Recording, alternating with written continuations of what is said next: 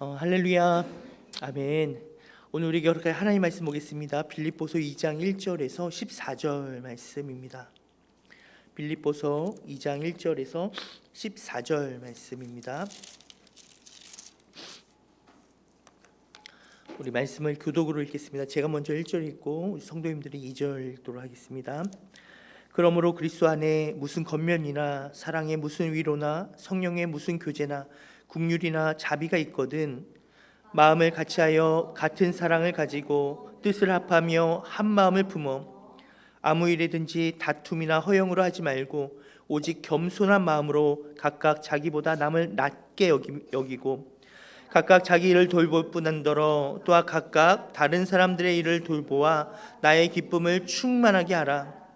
너희 안에 이 마음을 품으라. 곧 그리스도 예수의 마음이니 그는 근본 하나님의 본체시나 하나님과 동등됨을 취할 것으로 여기지 아니하시고 오히려 자기를 비워 종의 형체를 가지사 사람들과 같이 되셨고 사람의 모양으로 나타나사 자기를 낮추시고 죽기까지 복종하셨으니 십자가에서 죽으심이라.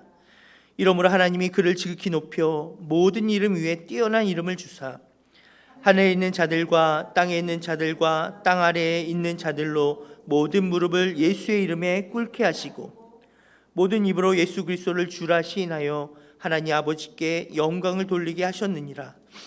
그러므로 나의 사랑하는 자들아, 너희가 나 있을 때뿐 아니라 더욱 지금 나 없을 때에도 항상 복종하여 두렵고 떨림으로 너희 구원을 이루라. 우리 13절 14절 같이 읽습니다.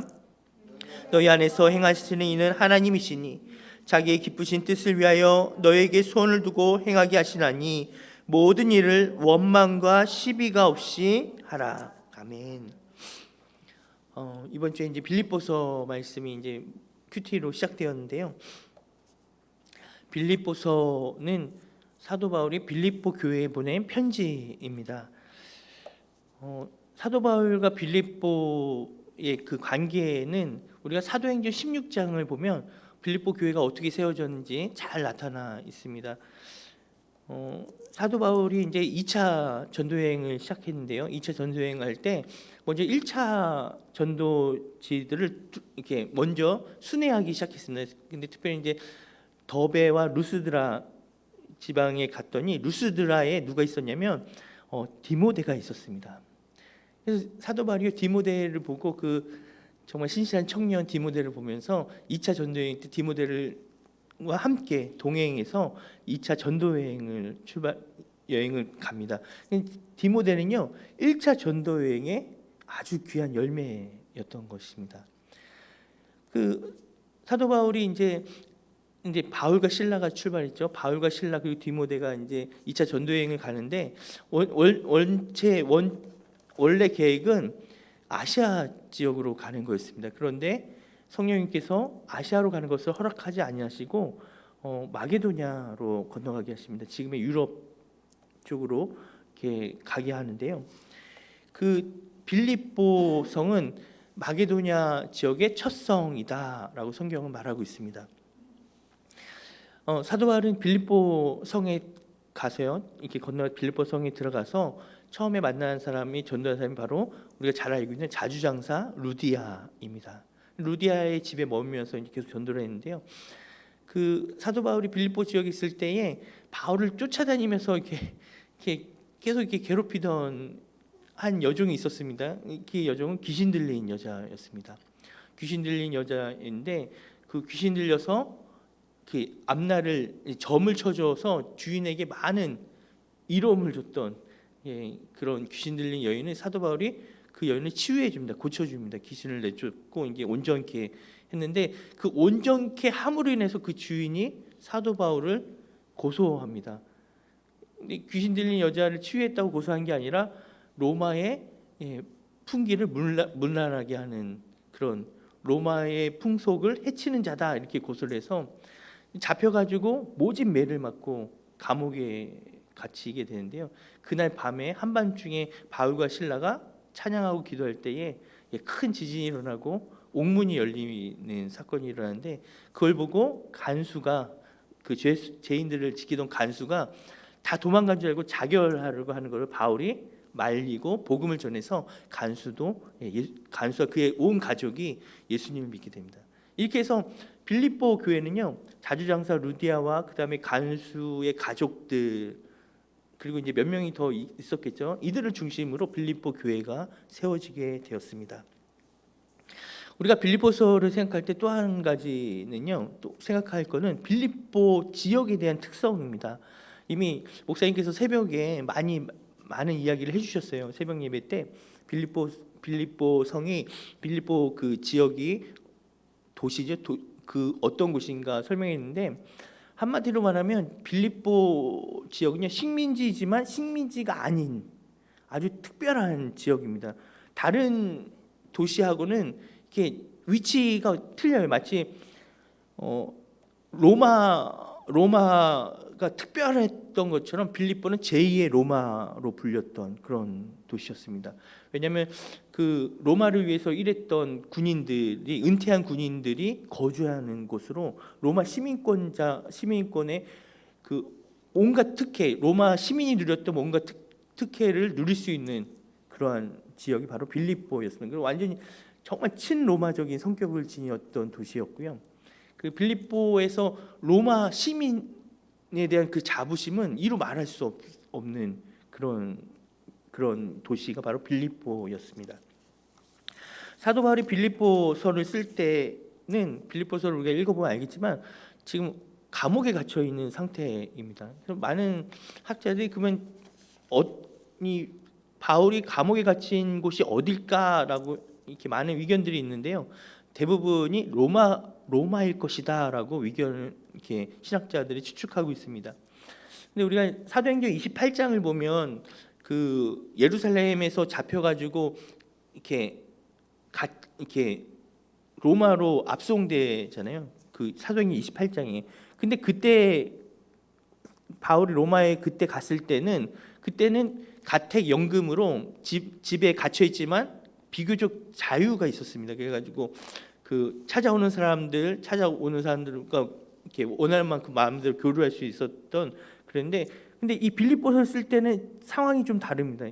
그 시간적 배경도 틀리고요. 빌립보서를 쓸 때는 이 빌립보서에도 나와 있는 것처럼 그 시위대에 갇혀서 시위대 그 사람들이 이렇게 바울을 이렇게 지키고 있고, 실제로 죽을 수 있는 그런 위험의 그 아주 위태위태한 그런 상황임을 우리가 보게 됩니다. 빌립보 교회인들이 이제 사도 바울이 로마에 갇혀 있다는 소식을 듣고 돈을 모아서 사도 바울이 쓸 수 있도록 생활비와 여러 가지 이렇게 보탤 수 있도록 헌금을 해서 빌립보 교인들이 에바브로 디도 편으로 사도 바울에게 돈을 보냅니다. 그래서 사도 바울이요, 그 에바브로 디도를 통해서 그 돈을 받고요. 또 하나는 자기에게 온 에바브로 디도에게 빌립보 교회에 대한 소식을 듣게 됩니다. 그래서 이 빌립보서를 쓴 목적이 한 세 가지 정도로 우리가 생각할 수 있어요. 첫 번째는 빌립보 교인들이 준 이 선교헌금이죠. 헌금을 잘 받았다 하고, 그리고 플러스 너무나 감사하다라는 걸 전하기 위함이고요. 두 번째는 이 에바브로 디도가 이제 그 돈을 가지고 오고 또 바울을 이렇게 섬겼는데, 이 에바브로 디도가 병이 났습니다. 그래서 굉장히 죽을 뻔한 아주 위독한 상황이었는데요. 빌립보 교인들이 그 소식을 알고 들었어요. 그래서 다행히도 에바브로 디도가 그 병이 나아서 더 이상 더 걱정하지 않도록 하기 위해서 에바브로 디도 편으로 다시 돌려보내는, 에바브로 디도가 안전하다라는 걸 전하기 위해서. 그리고 마지막으로는요, 에바브로 디도 편으로 들었던 빌립보 교회의 문제들이 있습니다. 그 문제를 이 편지를 통해서 그 문제를 다루기 위함입니다. 어떻게 우리가 무엇을 해야 되는, 그 문제를 해결하기 위해서 이 빌립보서 편지를 보내고 있습니다. 자, 그렇다면 우리가 이제 첫 번째, 두 번째는 이제 이렇게 좀 분명한데요. 이제 마지막 빌립보서를 쓴 진짜 목적이죠. 빌립보 교회의 문제를 사도 바울이 풀어주기 위함인데, 그렇다면 빌립보 교회의 문제가 뭐였을까 하는 것입니다. 우리가 빌립보서를 읽으면요, 그 빌립보서의 문제를 다루고 있는 첫 번째 언급한 첫 번째 부분이 바로 빌립보서 1장 27절에서 28절입니다. 우리 한번 보겠습니다. 빌립보서 1장 27절에서 28절 우리 같이 한번 읽어볼게요. 시작. 오직 너희는 그리스도 복음에 합당하게 생활하라. 이는 내가 너에게 가보나 떠나 있으나 너희가 한 마음으로 서서 한 뜻으로 복음의 신앙을 위하여 협력하는 것과 무슨 일든지 대적하는 자들 때문에 두려워하지 아니하는 이 일을 듣고자 함이라. 그것이 그들에게는 멸망의 증거요 너희에게는 구원의 증거니 이는 하나님께로부터 난 것이라. 아멘. 자, 빌립보서 1장 27절 28절 읽었는데요, 이 바로 앞부분 1장 1절부터 26절까지는요 사도 바울이 빌립보 교인들에게 인사를 하고 그 다음에 어떤 내용이냐면 감옥에 갇힌 바울의 이야기를 했어요. 내가 지금 이 빌립보 교인들이 사도 바울이 감옥에 갇힌 것 때문에 많이 걱정하고 있잖아요. 그래서 이 감옥에 갇힌 나의 상태와 또 오히려 그것 때문에 어떠한 역사들이 일어나고 복음이 어떻게 전해졌는지 자기 얘기를 했어요.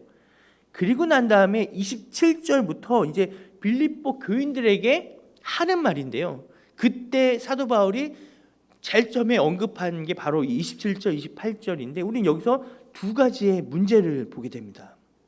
첫 번째는요, 27절에서 그 사도 바울이 오직 너희는 그리스도의 복음에 합당하게 생활하라 하고 그 다음에 나와 있는 내용이에요. 첫 번째가 뭐냐면 이는 내가 너희에게 가보나 떠나 있으나 너희가 한 마음으로 서서 한 뜻으로 복음의 신앙을 위하여 협력하는 것과, 자, 이게 첫 번째입니다. 두 번째는 28절이에요. 무슨 일이든지 대적하는 자들 때문에 두려워하지 아니하는 이 일을 듣고자 함이라. 이 두 가지입니다. 즉 빌립보 교회에서 에바브로 디도편으로 들었던 바울이 빌립보 교회 큰 문제 두 가지가 있었는데 그게 뭐냐? 첫 번째는요, 한 마음으로 서서 한 뜻으로 복음의 신앙을 위해서 협력하지 못하고 있다라는 걸 들은 거예요. 두 번째는 대적하는 자들이 있었다는 거예요. 빌립보 교회에 외부적으로 빌립보 교회에 대적하는 자들이 있었다는 거예요. 그래서 사도 바울은 이 두 가지를 해소하기 위해서 빌립보 교인들에게 이 편지를 쓰고 있는데, 근데 그 해결하기 위한 해결책이 뭐냐? 사도 바울이 내놓은 해결책은 바로 앞에 있는 오직 너희는 그리스도 복음에 합당하게 생활하라 였습니다. 오직 너희는 그리스도의 복음에 합당하게 생활하라 입니다. 자, 이 문제는 우리가 이제 우리가 바로 이 부분에 대해서 우리가 다룰 건데요.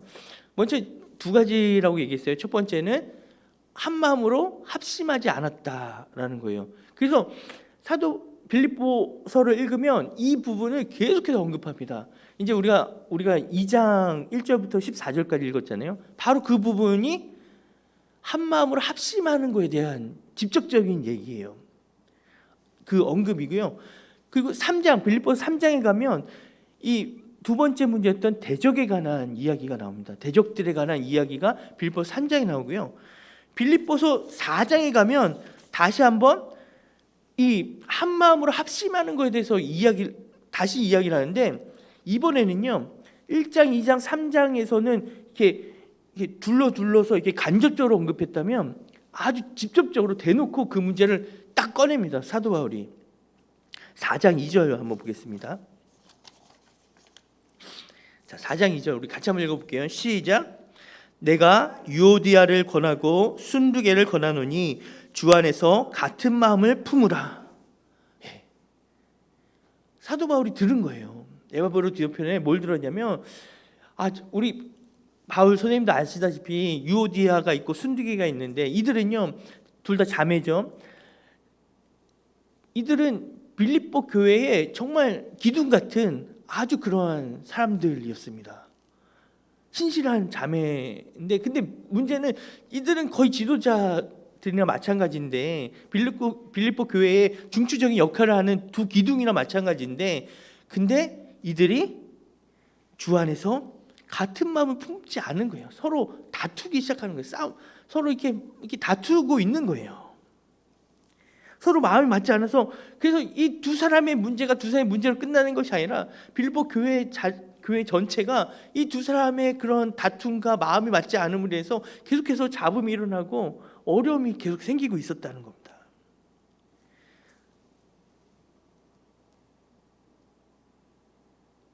빌립보 교회의 내적인 문제였습니다. 물론 그 두 번째 문제였던 대적에 관한 거는 이게 외부적인 문제잖아요.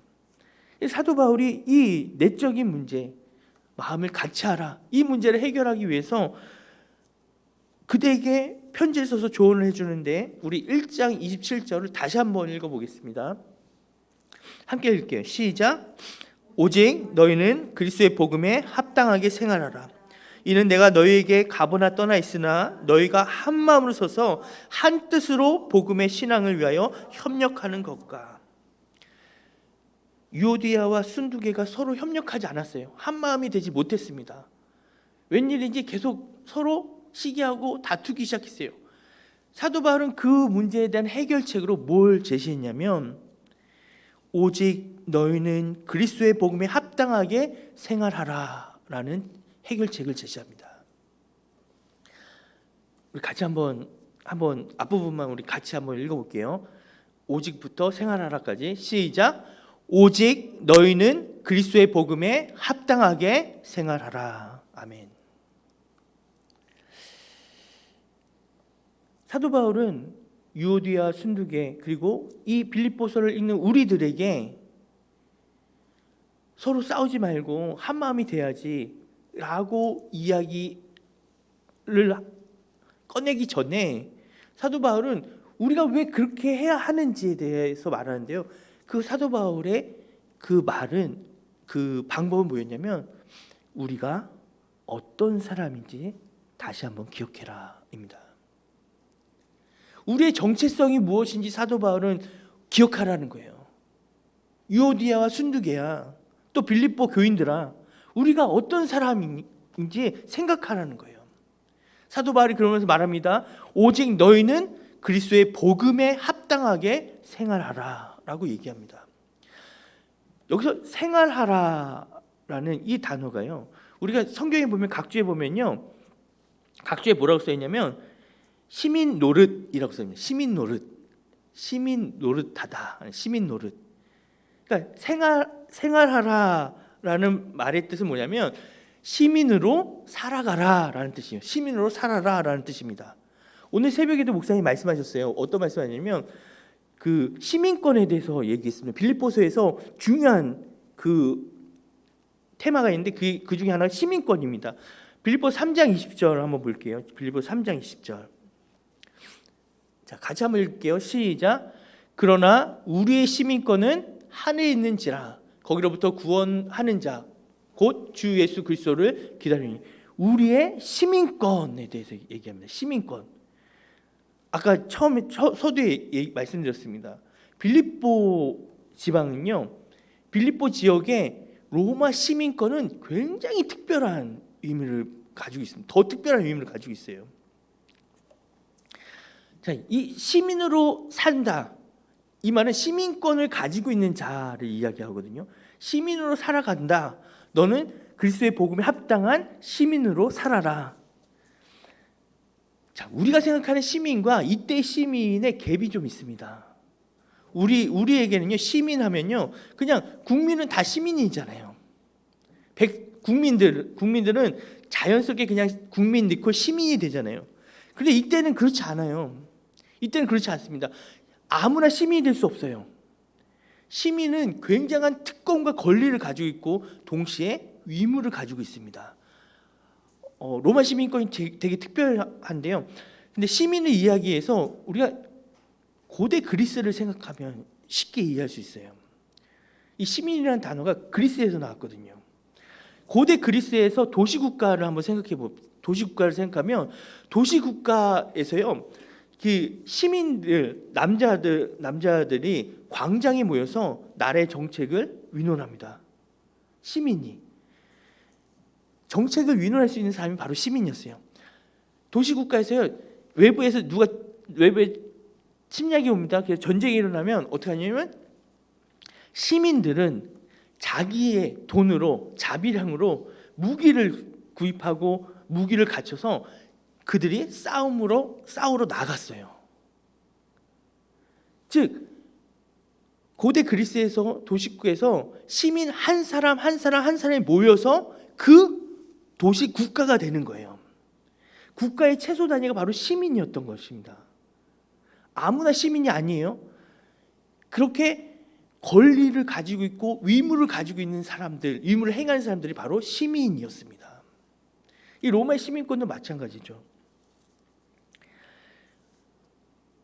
오직 너희는 그리스도의 복음에 합당하게 생활하라, 이 말은 오직 너희는 그리스도의 복음에 합당한 시민으로 살아가라. 이 말은 하나님께서 우리를 하나님 나라의 시민으로 불렀으니 우리 한 사람, 우리 시민이 우리 한 사람 한 사람이 모여서 뭐가 되냐면 하나님 나라를 이루는 겁니다. 그 하나님 나라의 시민으로 합당하게 생활하라는 거예요. 시민으로 살라는 게 바로 사도 바울의 이야기입니다. 우리가 어떻게 하나님 나라의 시민이 되었습니까? 시민이 되었기 때문에 시민으로 살아간다는 것이 무엇인가? 사도 바울이 이제 이야기를 합니다. 빌립보서 2장 1절에서 4절입니다. 빌립보서 2장 1절 4절. 자, 우리 좀 빠르게 우리 같이 한번 읽어볼게요. 시작. 그러므로 그리스도 안에 무슨 권면이나 사랑의 무슨 위로나 성령의 무슨 교제나 긍휼이나 자비가 있거든 마음을 같이하여 같은 사랑을 가지고 뜻을 합하며 한 마음을 품어 아무 일이든지 다툼이나 허영으로 하지 말고 오직 겸손한 마음으로 각각 자기보다 남을 낮게 여기고 각각 자기 일을 돌볼 뿐더러 또한 각각 다른 사람들의 일을 돌보아 나의 기쁨을 충만하게 하라. 서로 불화하고 있는 유오디아 순두개를 향해서 빌립보 교인들을 향해서 그리고 무엇보다 우리들을 향해서 마음을 같이 하고 같은 사랑을 가지고 뜻을 합하며 한 마음을 품으라 라고 이야기합니다.